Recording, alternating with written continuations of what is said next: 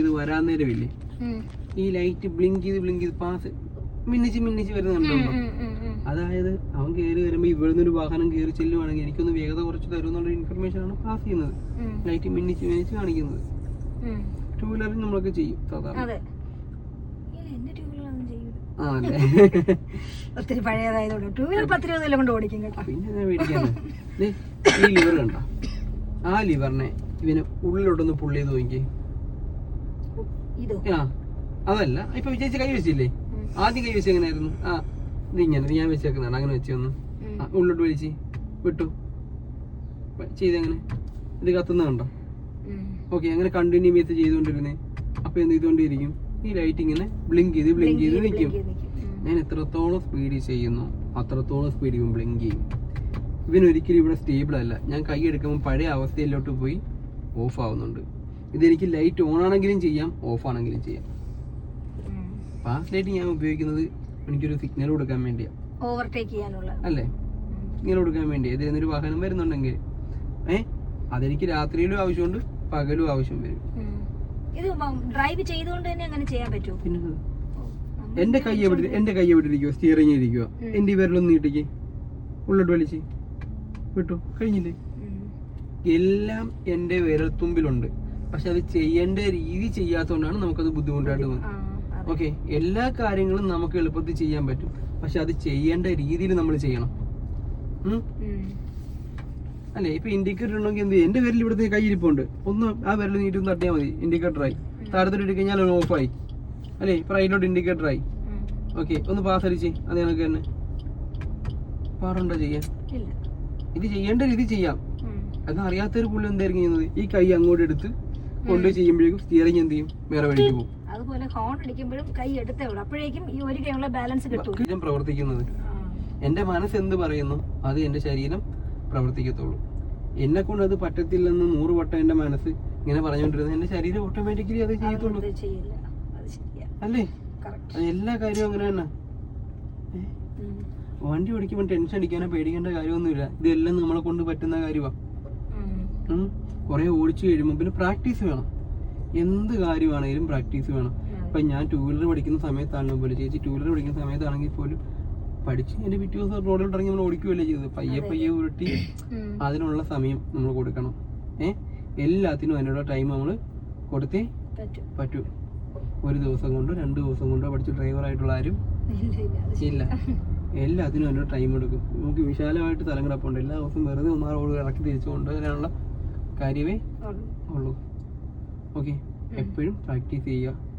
എത്രത്തോളം പ്രാക്ടീസ് ചെയ്യുന്നു അത്രത്തോളം സ്കിൽ ഉണ്ടാക്കി നോക്കാം. നമ്മൾ പറഞ്ഞല്ലോ, ഇത് പറ്റാഴികയൊന്നുമില്ല, എന്റെ മനസ്സിന്റെയാ. ഞാൻ എന്റെ മനസ്സുകൊണ്ട് ഇത് വേണ്ട എന്ന് തീരുമാനിച്ചാൽ അതില്ല. അല്ല, ഈ പറഞ്ഞതുപോലെ നമുക്ക് പറഞ്ഞു തരുന്നതിന്റെ ഒരു ഇതുണ്ട്. അപ്പൊ ഞാനിപ്പോ ഇത്രയും കാര്യങ്ങൾ പറഞ്ഞു തന്നു, സംശയം ഉണ്ടോ? ഇല്ല. ഈ ഇൻഡിക്കേറ്ററും ലൈറ്റും കാര്യങ്ങളും പറഞ്ഞു തന്നില്ല, എന്തെങ്കിലും സംശയം ഉണ്ടോ? ഇല്ല. വ്യക്തമാണോ? ഓക്കെ ആണോ? ക്ലിയർ ആണ്. ഉണ്ടെങ്കിൽ ചോദിച്ചു വേണം. ഇനി ഈ വണ്ടി ഓടിച്ചപ്പോ നമ്മൾ മുമ്പോട്ട് പോകുന്ന ഓരോ സ്റ്റെപ്പ് എടുത്ത് വെക്കുമ്പോഴും എന്ത് സംശയം ഉണ്ടെങ്കിലും എന്റെ അടുത്ത് ചോദിച്ചാലേ എനിക്കത് ക്ലിയർ ആക്കി തരാൻ പറ്റത്തുള്ളൂ. ഈ സംഭവം എന്താണെന്ന് പറഞ്ഞുതരാം. കേട്ടാ, അപ്പൊ മനസ്സിലായില്ല എന്താന്ന്? അങ്ങനെ നോട്ടാ. ഞാൻ ഈ വണ്ടി ഓടിച്ച് പോകുമ്പോൾ എനിക്ക് എന്താണോ ആവശ്യമുള്ള കാര്യങ്ങൾ അത് എന്റെ അടുത്ത് പറഞ്ഞാലേ എനിക്ക് എന്ത് ചെയ്യാൻ പറ്റത്തുള്ളൂ, ക്ലിയർ തരാൻ പറ്റത്തുള്ളൂ. അപ്പൊ എനിക്ക് ഓടിക്കുന്നുണ്ടെങ്കിൽ ഞാൻ പിന്നെ ഒരുപാട് കിടന്ന് എനിക്ക് ഓടിക്കേണ്ട ആവശ്യമില്ല. കാരണം ഞാനത് ഓടിച്ച് ഓക്കെയാണ്. പിന്നെ എനിക്ക് പാർക്കിംഗ് ആണ് പാടെങ്കിൽ ഞാൻ എന്ത് ചെയ്യാം, കൂടുതലും ഫോക്കസ് ചെയ്യേണ്ട ഇതിലായിരിക്കണം, പാർക്കിങ്ങിലായിരിക്കണം. ഓക്കെ, എന്താണോ ആവശ്യം അതെന്റെ അടുത്ത് പറയുക. ഇപ്പൊ നമ്മളൊരു ഡോക്ടറെ കാണാൻ വേണ്ടി പോവാം. ഞാൻ എന്റെ ആവശ്യങ്ങൾ പറയുമ്പോഴാണ് ഡോക്ടർ അനുസരിച്ചുള്ള മരുന്ന് തരുന്നത്. എനിക്ക് കാണാൻ പോയത് ആ ഡോക്ടർ എന്ത് ചെയ്തില്ല, എല്ലാ മരുന്നും കൂടെ വാരി എഴുതി എനിക്ക് തരത്തില്ല. എനിക്ക് എന്താണോ ആവശ്യം അതായിരിക്കും ഞാൻ ചെയ്യുന്നത്. ഇപ്പൊ ഞാനൊരു കടയിൽ സാധനം മേടിക്കാൻ പോയാലും അത് തന്നെ എന്ത് ചെയ്ത് ആ കടയിലുള്ള സാധനം മൊത്തം എനിക്ക് എടുക്കത്തില്ല. എനിക്ക് ആവശ്യമുള്ള എന്താണോ അതായിരിക്കണം വണ്ടി ഓടിച്ച് പോകുമ്പോഴും. എന്ത് സംശയം ഉണ്ടെങ്കിലും ചോദിച്ചോണം. അഥവാ ഞാൻ പറഞ്ഞു തരുന്ന കാര്യങ്ങൾ മനസ്സിലാകുന്നില്ലെങ്കിൽ, അത് മനസ്സിലാകുന്നില്ലെന്ന് പറഞ്ഞാൽ അത് കുറച്ചുകൂടി എളുപ്പത്തിൽ ഞാൻ എന്ത് ചെയ്ത് തരും, ക്ലിയർ ചെയ്ത് തരും. ഓക്കെ, ഇപ്പം വണ്ടി ഓടിച്ചു പോകുന്നതൊക്കെ ഓരോരുത്തരുടെ ഓരോ ഐഡിയകളാണ്. അതായത് എനിക്ക് ഇവിടെ കാണുന്ന റോഡല്ല അടുത്ത ജംഗ്ഷനിൽ കാണുന്നത്. അതുകൊണ്ട് ഈ വണ്ടി ഓടിക്കാൻ പഠിക്കുക എന്നുള്ളത് ഒരിക്കലും കാണാപ്പാടം പഠിച്ചു വെക്കാൻ പറ്റത്തില്ല. സാഹചര്യത്തിനനുസരിച്ച് നമ്മൾ എന്ത് ചെയ്തോണം, മാറിക്കോണം. ഓക്കെ, നമ്മൾ ഈ ഏരിയയിൽ ഫുള്ള് എല്ലായിടത്തും നമ്മൾ ഒരുപോലെയാണ് പെരുമാറുന്നത് അല്ല. അതുപോലെ ഇതിനകത്ത് എഴുതിയേക്കുന്ന സാധനങ്ങളൊക്കെ കണ്ട അത് നോക്കാം. ഇത്ര സാധനങ്ങളില്ലേ? ഇപ്പൊ ഈ ലിവർ ഏത് പോയിന്റിലായിരിക്കും കിടക്കുന്നതെന്ന് പറയാവോ? ഇതിപ്പോ ഓരോരോ പോയിന്റുകൾ ഇങ്ങനെ കിടക്കുമല്ലേ അല്ലേ? ഇപ്പൊ ഇവൻ എന്തിനായിരിക്കും കിടക്കുന്നത്? ഏത് പോയിന്റായിരിക്കും? ഊഹിച്ച് പറഞ്ഞാൽ മതി. അല്ല, ഫുള്ള് വിട്ടേക്ക്, ബാക്കിയുള്ള പോയിന്റ് എടുക്കും. Low high IND of mist. ഇന്നത് എന്തിലായിരിക്കും ഇപ്പം കിടക്കുന്നത്? അല്ല, ഓഫിൽ കിടക്കുന്നത്. ഇതിപ്പോ വർക്ക് ചെയ്യുന്നുണ്ടായിരുന്നോ? ഇല്ല. വർക്ക് ചെയ്തിടത്തോളം എന്തിലായിരിക്കും കിടക്കുന്നത്? ഓഫ് എന്ന് പറഞ്ഞ പോയിന്റിലായിരിക്കും കിടക്കുന്നത്. ഓക്കെ, ഈ ഓഫിന്റെ മേലുള്ള എന്തുവാ? ഞാൻ മിസ്റ്റിലോട്ട് ഇവനൊന്ന് പയ്യതായിട്ട് കൊടുക്കും. ഓഫിന്റെ മേളിലാണ് കിടക്കുന്നത്. ഇപ്പൊ ഓഫിൽ കിടക്കുന്നതുകൊണ്ട് ഞാൻ വർക്ക് ചെയ്യാത്തത്. അപ്പൊ മിസ്റ്റ് എന്ന് പറയുമ്പോൾ അതിന്റെ മുകളിലല്ലേ വരുന്നത്. അപ്പൊ ഞാൻ ഈ ലിവറിനെ മിസ്റ്റിലോട്ട് വരണമെങ്കിൽ എങ്ങോട്ട് തട്ടണം? തട്ടിക്കും. ഓക്കെ, ഒരടി അടിച്ച് നിന്നു. ഈ മിസ്റ്റിൽ ഒരിക്കലും ഇവൻ സ്റ്റേബിൾ അല്ല. ഇവൻ എന്ത് വരും? ഇവൻ നേരെ ഓഫിലോട്ട് വരും. ഓക്കെ അല്ലേ? ഒറ്റ തവണ നിൽക്കുന്നു. ഇതേ കൈ എടുത്ത ഓഫിലോട്ട് വരും, ഒരടി അടിക്കും, നിൽക്കും. ഇതാണ് ആരുടെ ജോലി? മിസ്റ്റിന്റെ ജോലി. ഞാൻ ഈ മിസ്റ്റിന്റെ ഈ പോയിന്റിലോട്ട് ഇവൻ എത്ര നേരം ഇങ്ങനെ വെച്ചോണ്ടിരിക്കുന്നു അത്രയും നേരം എന്ത് ചെയ്തോണ്ടിരിക്കുന്നു? ഇങ്ങനെ വർക്ക് ചെയ്തോണ്ടിരിക്കുന്നു. ഞാൻ കൈ എടുത്താ നിൽക്കും, കാരണം അവനവിടെ സ്റ്റേബിൾ അല്ല. മിസ്സിൽ ഒരിക്കലും അവനവിടെ നിൽക്കത്തില്ല. അവൻ പഴയ അവസ്ഥ എവിടെയാണോ ഓഫിലോട്ട് തന്നെ തിരികെ എത്തും. ഇനി താഴെ വന്നേക്കുന്നത് കണ്ട IND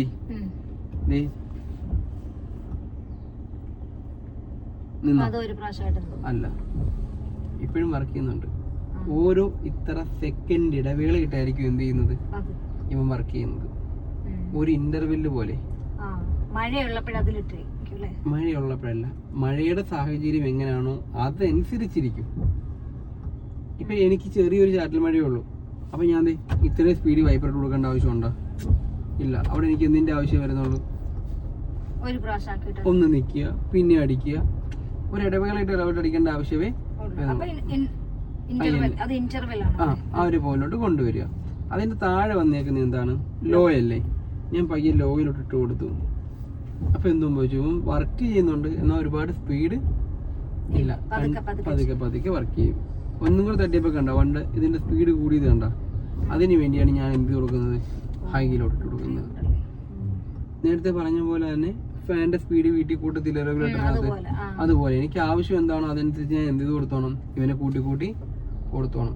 എനിക്ക് ഫാൻ യൂസ് ചെയ്യേണ്ട ആവശ്യം എന്താണോ?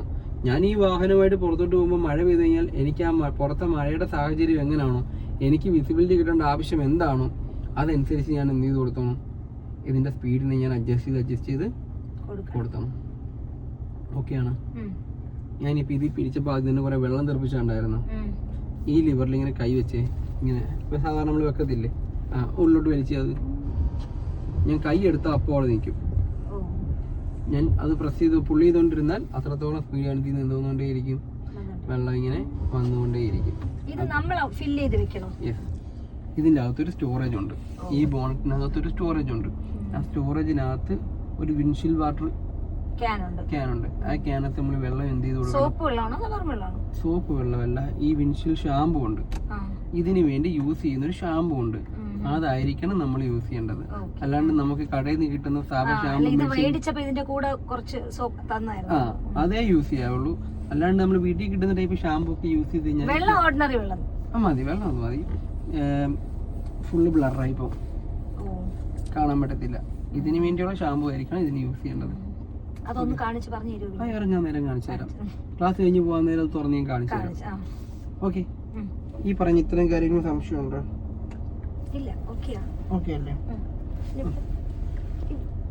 ഫുൾ എന്ത് ചെയ്യും? ഗ്ലാസ്സിലടിക്കും. ഇത് പോണെങ്കിൽ ഞാൻ എന്ത് ചെയ്താൽ മതി?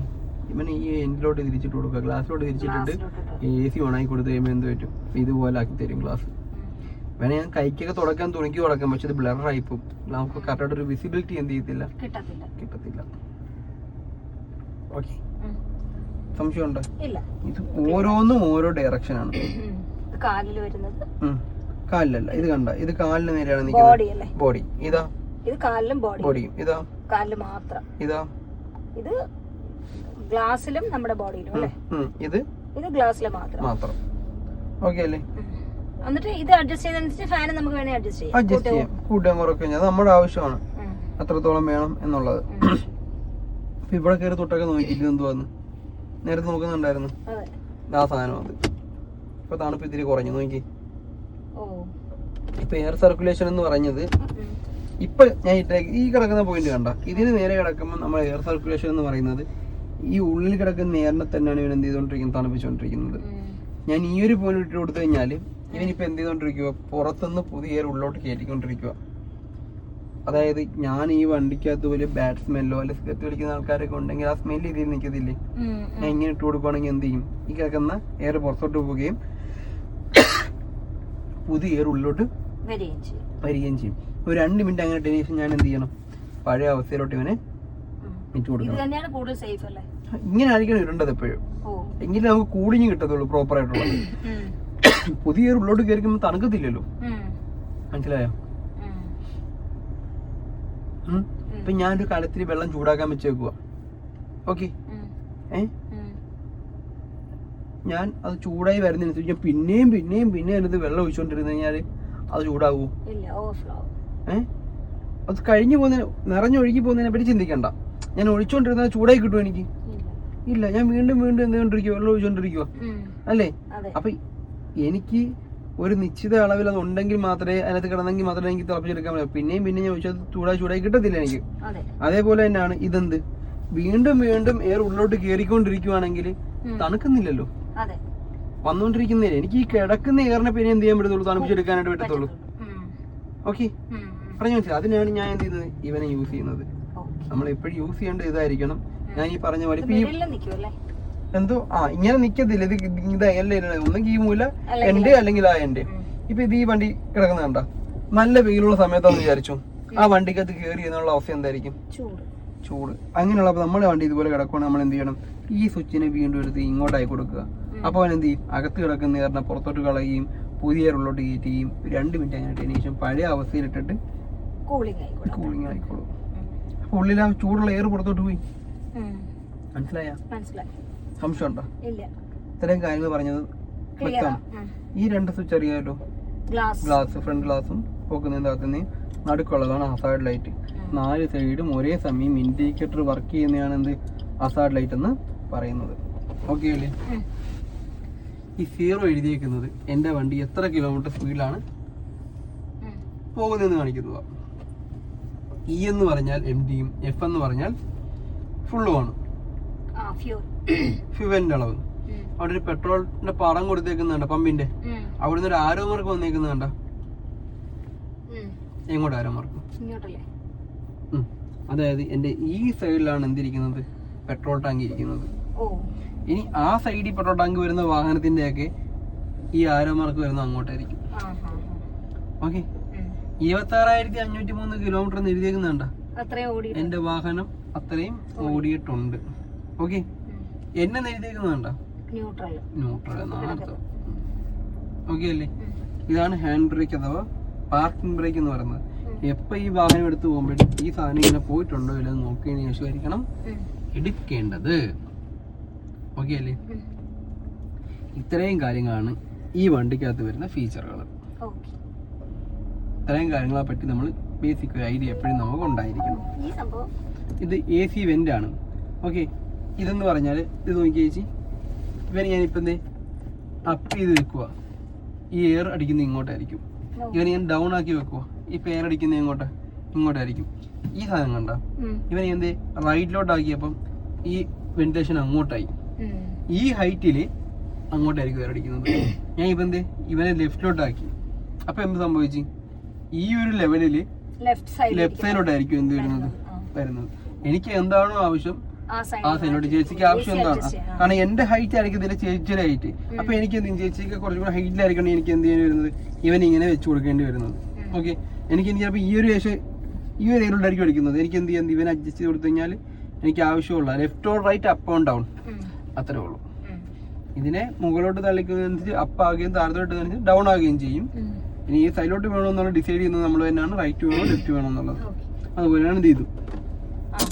ആവശ്യാനുസരണം തിരിച്ച് കൊടുക്കാം ഇങ്ങോട്ട് വേണമെന്നുള്ളത്. ഓക്കെ, വ്യക്തമാണ്. ഇപ്പൊ ഇത്രയും പറഞ്ഞു തന്നതിനുള്ള എന്തെങ്കിലും കാര്യങ്ങൾ സംശയം ഉണ്ടോ? ഇല്ല, എല്ലാം മനസ്സിലായി. ഓക്കെ അല്ലേ? ഇനി R എന്ന് പറഞ്ഞാൽ റിവേഴ്സും, N എന്ന് പറഞ്ഞാൽ ന്യൂട്രലും, D എന്ന് പറഞ്ഞാൽ ഡ്രൈവ്. അതിന്റെ ഇപ്പറേ ഒരു എമ്മും പ്ലസും മൈനസും കൊടുത്തേക്കുന്നുണ്ട്. ഈ വാഹനത്തെ നമുക്ക് മാനുവലി ഓടിക്കാനും പറ്റും. നമുക്ക് എന്ത് പറയേണ്ട ആവശ്യമൊന്നുമില്ല. നമുക്ക് എന്ത് ചെയ്യാം, ഡ്രൈവ് ഇടുക, റിവേഴ്സ് ഇടുക, ന്യൂട്രലാക്കുക. ഓക്കെ, ഈ വാഹനം എപ്പോൾ സ്റ്റാർട്ട് ചെയ്യുമ്പോഴും നമുക്ക് ബ്രേക്കിന്റെ ആവശ്യമുണ്ട്. ബ്രേക്ക് പൂർണ്ണമായിട്ടും ചവിട്ടിയാൽ മാത്രമേ എന്ത് ചെയ്യാൻ പറ്റത്തുള്ളൂ, ഈ വണ്ടിയിൽ സ്റ്റാർട്ട് ആക്കാനായിട്ട് പറ്റും. ഓക്കെ അല്ലേ? ബ്രേക്ക് നന്നായിട്ട് അമർത്തിയില്ലേ? അമർത്തിക്ക് നന്നായിട്ട് അമർത്ത്. ഓക്കെ, ഇനി വരുന്നു ഡ്രൈവിലോട്ടിട്ട്. Okay, D1 drive 1. ഇനി ഞാൻ ഹാൻഡ് ബ്രേക്ക് താത്തി. ഞാൻ ബ്രേക്ക് എന്ന് കാര്യം മാറ്റി എന്ത് സംഭവിക്കും? ഫ്രണ്ടിലോട്ട് പോകും. എന്നും പറഞ്ഞ് ഈ വണ്ടി ഒരുപാട് സ്പീഡിലൊന്നും പോകത്തില്ല. നമ്മളെ മാനുവൽ വണ്ടി ഓടിച്ചിട്ടില്ലേ, മാനുവൽ വണ്ടി ആ സമയത്ത്. അപ്പൊ നമ്മൾ ഫസ്റ്റ് ഗിയർ ഇടുമ്പോൾ ക്ലച്ച് നിന്ന് കാലെടുക്കുമ്പോൾ വണ്ടി ഒരു സ്പീഡിൽ അങ്ങ് മൂവ് ചെയ്യും. ആ മൂവ്മെന്റ് നമുക്ക് എന്ത് കിട്ടത്തുള്ളൂ, കൂടിപ്പോയ ഒരു 8 കിലോമീറ്റർ സ്പീഡ്. അങ്ങനെ 10 കിലോമീറ്റർ സ്പീഡിന് വലിയ വണ്ടി എന്ത് ചെയ്യത്തില്ല, പോകത്തില്ല. ഞാൻ ഇവനെ പെട്ടെന്നാണ് കാര്യമായിട്ട് ആ ചാട്ടത്തിൽ പെട്ടെന്നായിരിക്കും മൂവ് ചെയ്യുന്നത്. ആ മൂവ്മെന്റ് കാണുമ്പോൾ നമ്മൾ പേടിക്കരുത്. ഞാൻ കാലെടുക്കുന്ന പോലെ ഇരിക്കും വണ്ടി സ്പീഡിൽ പോണോ പയ്യെ പോണോ എന്ന് തീരുമാനം എടുക്കുന്നത്.